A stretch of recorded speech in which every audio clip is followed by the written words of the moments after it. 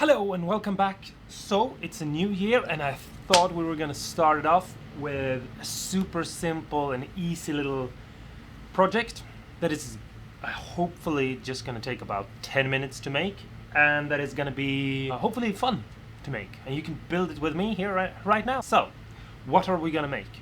We're gonna make a stutter effect pedal. Now this is gonna be a video for the ones that don't know anything about electronics, because I really think that this is the most easy pedal you can make. So you don't have to know how to solder, you don't know how to read schematics or circuits or anything like that. You don't need to know what a capacitor or a resistor or a other electrical components are. It's super simple and hopefully it's going to be easy for you to do. We're going to go through everything and hopefully you'll get enough knowledge so that you can maybe buy a kit from something more advanced, like, I don't know, a fuzz pedal or a delay pedal maybe, and put those together. If you've never soldered or you've never done anything like that before, this is going to be hopefully a way to get into that. So if you're comfortable with soldering and reading schematics and things like that, this video is not for you. You're obviously allowed to stay around. I enjoy the company, but this video is for the people that want to get started and don't know where to start. I really think this is an easy pedal to make and that anyone can make it without any real difficulty. So let's see what we need, okay? First, we're going to need output jacks. And we're going to need 2 output jacks. And I have here 2 different kinds, but they are both mono jacks. And the way that you see how they're going to work is you put a plug in, like from your guitar, like this, and then you can just see one goes to the ring, and that is ground, because if you look at this, that's live and that is ground. Sometimes ground is shown as minus, live is shown as plus. So just know that. And the same thing goes for one of these. These are also jacks that you might find. You plug it in and you can see the 2 connections at the top are for the live and the 2 on the bottom are for the ground. You can see it on the side. So we're going to need 2 jacks, and I'm going to go with 2 of these jacks because I think the black will look nice. Then we're going to need a switch, and this is a normally open momentary switch, and you can obviously use whatever kind of switch you want. I suggest you go to the electric store and you try them out. There are a bunch of different kinds. I like this one because it has a very nice and soft bounce to it. You can barely even hear it. And it's going to allow me to get a really nice stutter effect when I step on it and be able to really use the stutter effect. If you use some other kind of switch, that might hinder your stutter effect pedal. But the best suggestion I have is to either experiment with different kinds or to just go to the electric store and feel the switches in person and, ask the person working there for any suggestions.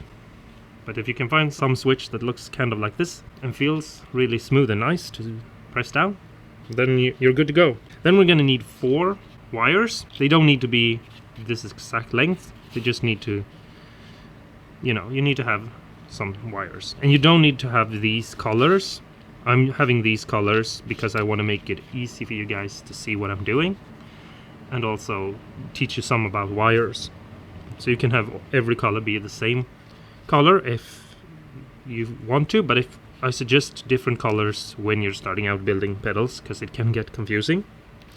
And then we're going to need a box. I have here a really nice pink box. Now you can buy these boxes without any paint on, and they're silver, and then they are a little bit cheaper. You can also buy them like this one, where it's already been powder coated. And the thing that's good about that is you get a very nice even finish that doesn't wear off very easily. If you spray paint them, which I suggest you don't do, that finish can rub off really quickly. If you want to paint your bare metal box, you are supposed to use something called hammer lacquer. And that's just a kind of lacquer that you put on with a brush, and once it's dried, it's really hard. And the reason why it's called hammer lacquer is because it can take like beatings from like a hammer without breaking. So if you're gonna go with the bare one and painting it yourself, which can be really fun, I suggest you use hammer lacquer. Okay, let's get to the next step. Okay, so here's the box. It's a really nice little box. And first off, we're gonna have to drill some holes into it. Now, I suggest you drill one hole pretty far down for the switch, and the two output holes for the jacks further up. You don't have to do that. You can drill them up here or in the middle, but it's just so that there isn't anything in the way for your foot once you press it. That's how I think about it.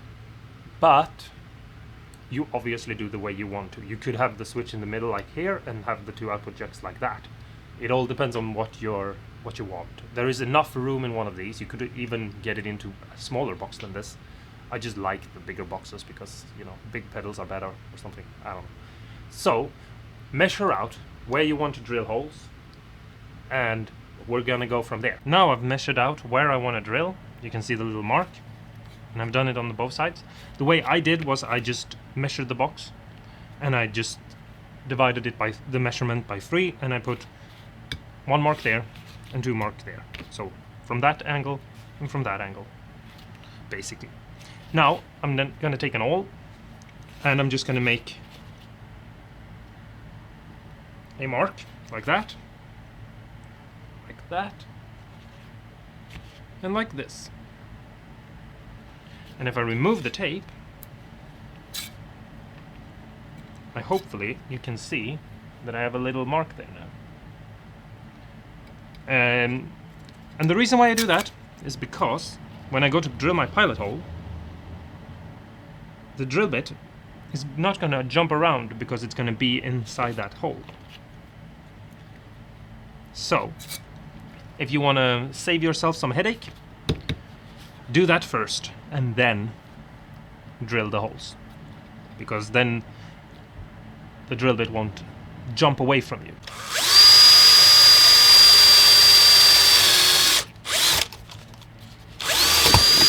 Now I've done a pilot hole and I'm going to drill it out. I'm going to use a step bit because these are really awesome to use and they don't cost that much money. So if you don't have one, you can buy one for like $1 or something. And I'm going to drill it out to 12 because that's the size I need.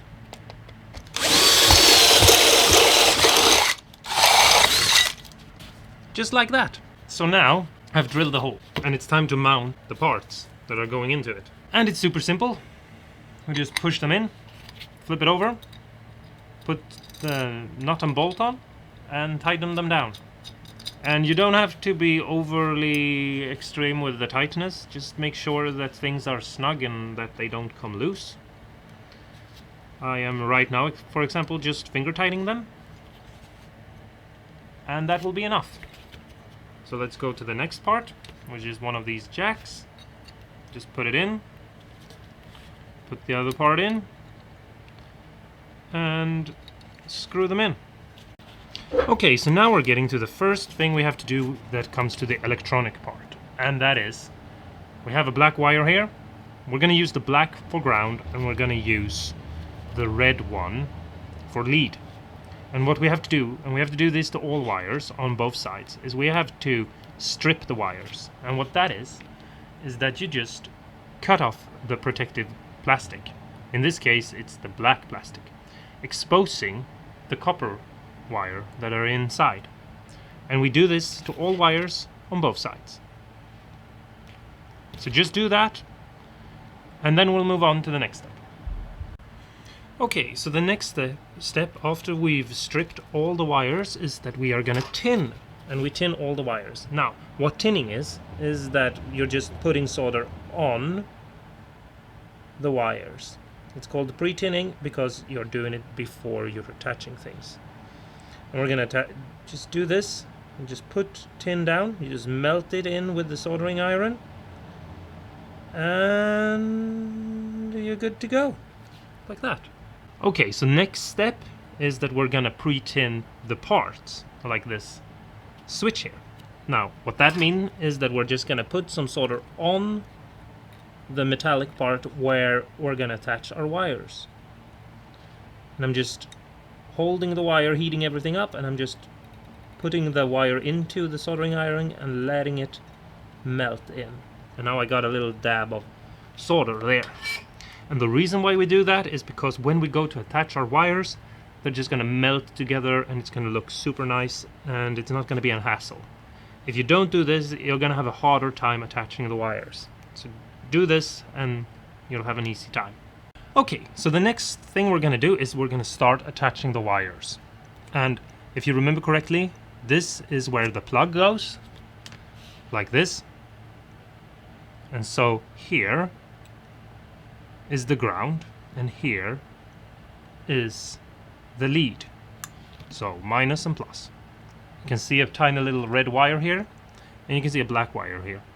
And what we're gonna do is just we're gonna take our soldering iron, we're gonna put some solder on it, and then we're just gonna melt in the ground wire there and attach it to the ground wire here. And it's a super simple, easy thing to do. So if you feel like you wouldn't be able to do this, I promise you, you're going to be able to do this. Now we have the first wire down, and it's a ground wire, and it's just from one jack to the other. The next thing we're going to do is we're going to take our red wire, our lead wire, we're going to put some solder on the soldering iron, because that makes things flow together much easier. And we're just going to melt that in here, together with all the other. So it's just from plus to plus. Something like that. So now we have connected the two output jacks by one ground wire to the other ground, and one lead wire from the lead to the other lead. Now comes the weird thing. And that's why I've put different colors, because usually I would use another red and another black for this.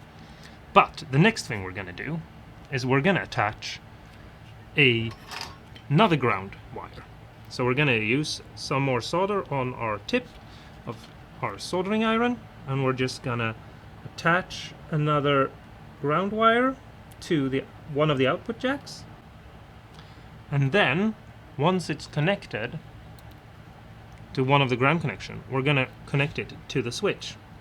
So we're just heating up that contact point, and we're putting the wire in and melting it together. Now the next thing we're going to do is the same thing with the green wire or the red wire. We're just going to melt this solder together, but we're going to contact it with the red, the lead. And then, once we've done that, we're going to connect it to the switch too. So, there we have it. It's a super simple build. You just connect the two output jacks together, like you would with a regular cable for a guitar. Ground goes to ground and lead goes to lead, and then you have a switch that will connect or disconnect ground from lead. And what that basically does, it's gonna short circuit it whenever you press it and let it, stop sounding. So whenever I press this button, the sound is gonna go. Well, so there it is, and then it's all done. We're gonna go and test it out now. All I did afterwards was I put some electrical tape on the surface to make it look a little bit cooler. I don't know if it looks any cooler. Let me know in the comments below. It's just a super simple thing I did in 5 seconds. Let's go and try this out and see what it sounds like, and let me know in the comments below if you think this is a fun little thing to do. Obviously there are more advanced and more awesome effect pedals that you can build, but if you've never done anything, you know, pedal wise before, this is a perfectly well place to start. And you know, you can put this in your pedal on your pedal board with a lot of other pedals and make crazy sound effects and stuff like that. So I mean, it doesn't have to be a pedal that works awesome on its own. It can be something that works together with a fuzz pedal or a delay pedal or a flanger, I don't know. Let's go and play this pedal and see what it sounds like. Okay? Yeah, let's do that. If you're not subscribed, please do so. And also, I would very much appreciate if you like the video, if you like it, and that you write me a nice comment below, or any comment actually. No, write me a nice one. See you in the next video. Bye.